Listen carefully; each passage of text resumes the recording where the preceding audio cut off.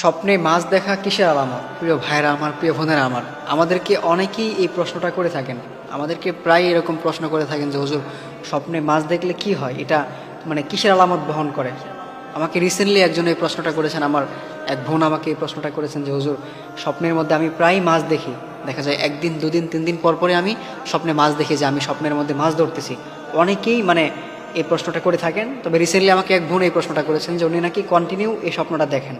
এখন বিষয় হচ্ছে স্বপ্নে মাছ দেখলে কি হয়, এটা কিসের আলামত বহন করে। তার আগে আমাদেরকে জানতে হবে ইসলামের স্বপ্ন হচ্ছে তিন প্রকার। নাম্বার ওয়ান হচ্ছে আল্লাহর পক্ষ থেকে আসা ভালো স্বপ্ন, অর্থাৎ হচ্ছে আপনি স্বপ্নের মধ্যে দেখতেছেন, আপনি ঘুমের ঘরে দেখতেছেন যে আপনি নামাজ পড়তেছেন, আপনি রোজা রাখতেছেন, আপনি আল্লাহর কালাম তেলাওয়াত করতেছেন, আপনি দান সাদকা করতেছেন, অর্থাৎ হচ্ছে যেটা ভালো স্বপ্ন।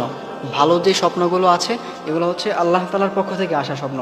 এরপর নাম্বার টু যে স্বপ্নটা, সেটা হচ্ছে শয়তানের পক্ষ থেকে আসা খারাপ স্বপ্ন, অর্থাৎ হচ্ছে আপনি কোনো খারাপ কাজ করতেছেন, আপনি কোনো গুনার কাজে লিপ্ত হচ্ছেন, বা আপনি কারো ক্ষতি করতেছেন, বা কোনো সাপ আপনাকে মানে কামড় দেওয়ার চেষ্টা করতেছে, অথবা কুকুর আপনাকে তাড়া করেছে, মানে এরকম যে খারাপ যে স্বপ্নগুলো আছে এগুলো হচ্ছে শয়তানের পক্ষ থেকে আসা। এরপর নাম্বার থ্রি হচ্ছে আপনি সারাদিন যেটা করেন, অর্থাৎ হচ্ছে নিজে থেকে আসা স্বপ্ন।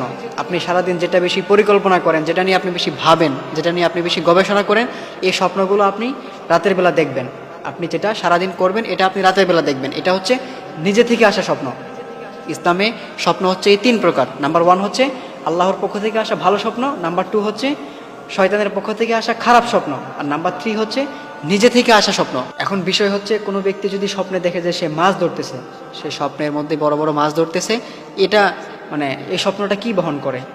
প্রিয় ভাইয়েরা আমার, প্রিয় বোনেরা আমার, ইমাম ইবনে শিরিন রাহমাতুল্লাহি আলাইহি বলেন, কোনো ব্যক্তি যদি স্বপ্নের মধ্যে দেখে যে সে মাছ ধরতেছে, সে বড় বড় মাছ ধরতেছে, তাহলে বুঝতে হবে যে আল্লাহ তাআলা তাকে ধনী বানাতে চাচ্ছেন, আল্লাহ তাআলা তাকে হয়তোবা মানে তার ভালো কিছু চাচ্ছেন, আল্লাহ তাআলা তার রিজিকের মধ্যে বারাকা দিতে চাচ্ছেন, আল্লাহ তাআলা তাকে টাকা পয়সার মালিক বানাতে চাচ্ছেন, আল্লাহ তাআলা তাকে ধনী বানাতে চাচ্ছেন।